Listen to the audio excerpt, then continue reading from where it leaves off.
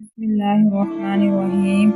کتاب الایمان حدیث نمبر 27۔ صلی اللہ علیہ وسلم نے چند لوگوں کو کچھ عطیہ دیا اور سعد وہاں موجود تھے۔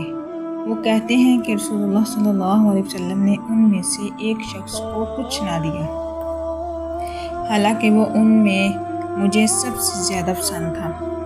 میں نے کہا، حضور، آپ نے فلاں کو کچھ نہ دیا، حالانکہ میں اسے مومن گمان کرتا ہوں۔ آپ نے فرمایا، مومن یا مسلمان؟ میں تھوڑی دیر چپ رہ کر پھر پہلی بات دہرانے لگا۔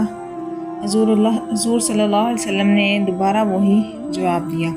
پھر آپ صلی اللہ علیہ وسلم نے فرمایا کہ اے سعد، باوجود یہ کہ ایک شخص مجھے زیادہ عزیز ہے، پھر بھی میں اسے نظر انداز کر کے کسی اور دوسرے کو اس خوف کی وجہ سے یہ مال دے دیتا ہوں کہ وہ اپنی کمزوری کی وجہ سے اسلام سے پھر جائے اور اللہ اسے آگ میں اوندا ڈال دے۔